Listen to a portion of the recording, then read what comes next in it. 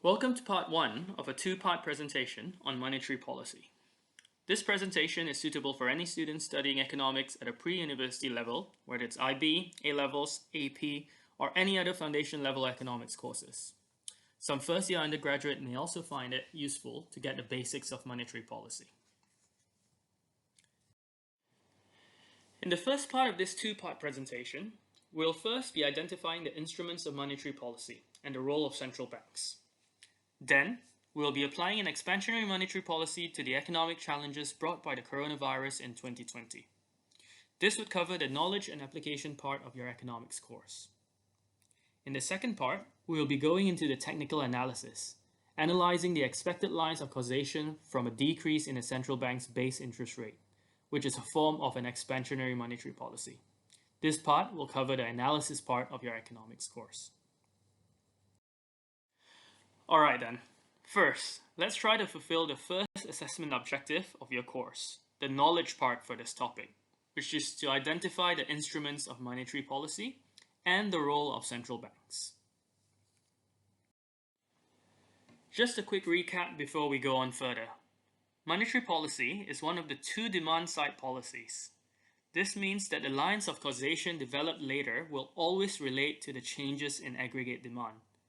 The other demand-side policy is fiscal policy. Please refer back to my other presentation on fiscal policy if you're still uncertain about this policy. However, please note that the main aim of monetary policy, as mentioned by the Bank of England, is to achieve price stability.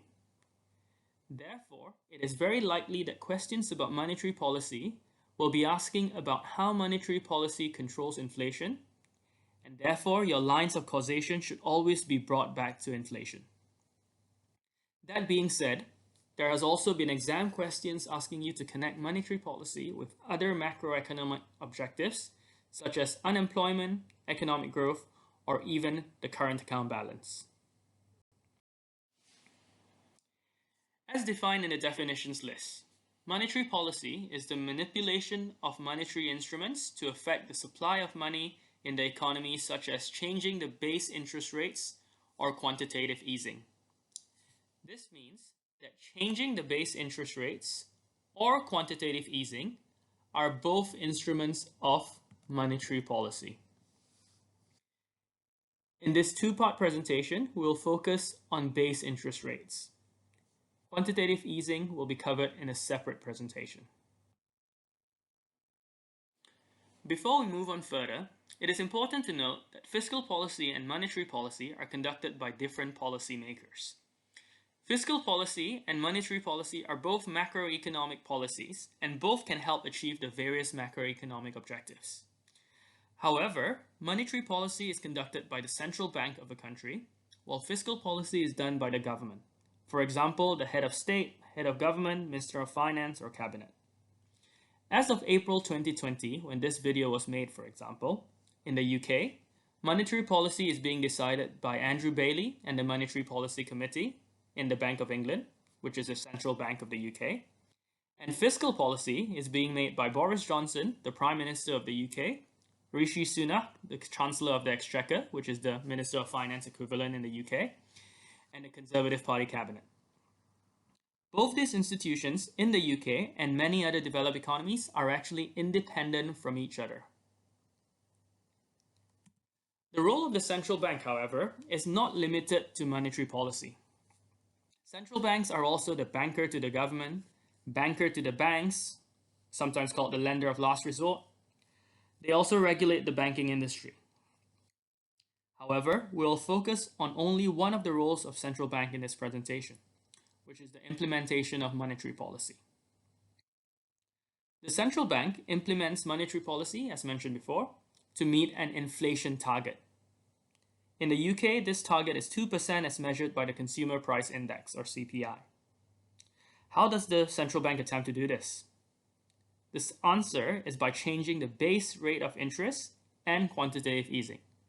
In other words, using the instruments of monetary policy.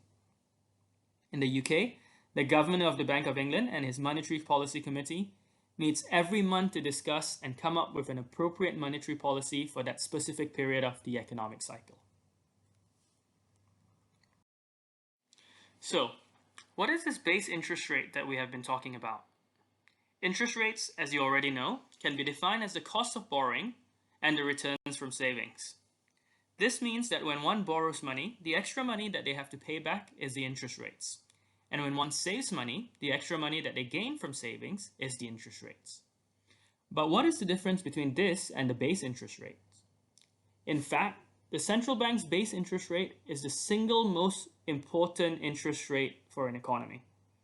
This is because this interest rate, or sometimes simply known as the bank rate or official rate, is the rate at which central banks pay commercial banks when commercial banks saves with the central bank. Remember from the slide before, the central bank is the banker for banks. The commercial banks actually saves money with the central bank, just like we save money with commercial banks.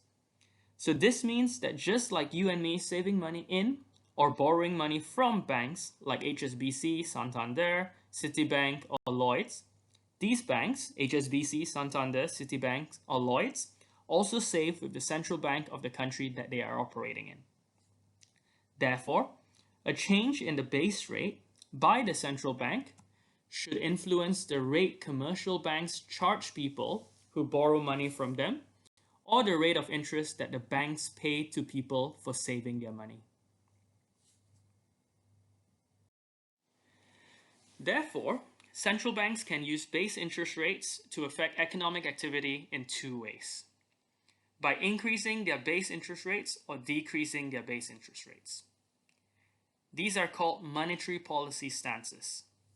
An expansionary monetary policy stance is carried out when base interest rates are reduced, and a contractionary monetary policy stance is carried out when base interest rates are increased. As mentioned before, this two-part presentation will focus on an expansionary monetary policy. But what does an expansionary monetary policy actually mean?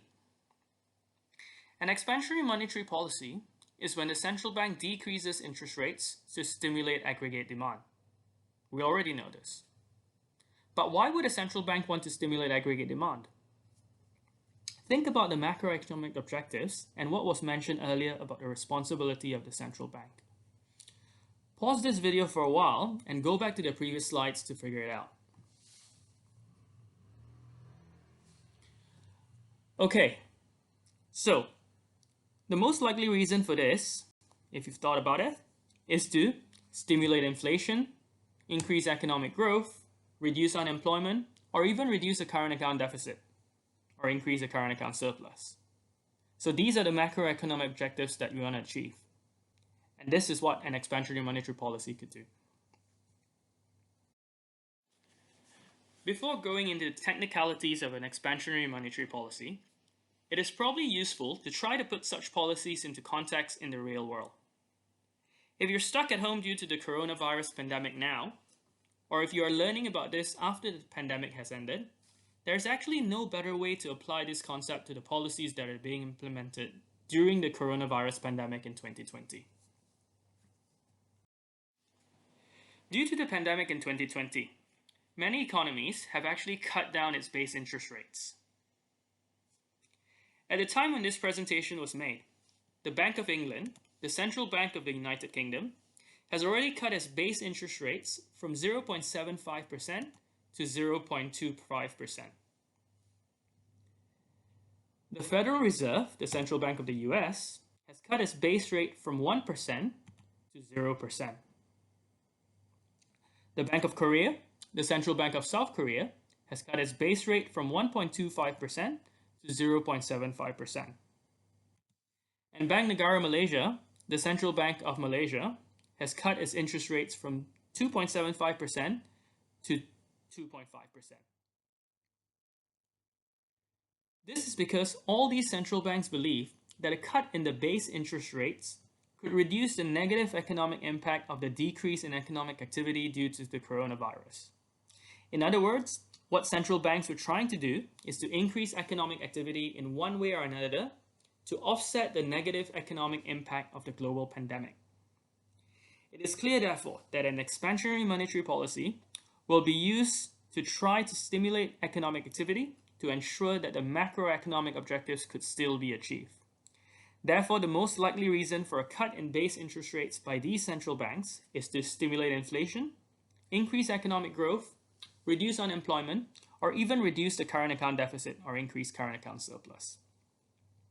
But the question remains, how does a cut in base interest rates help achieve an economy's macroeconomic objective? The answer and lines of causation will be provided in the second part of this two-part presentation. See you there.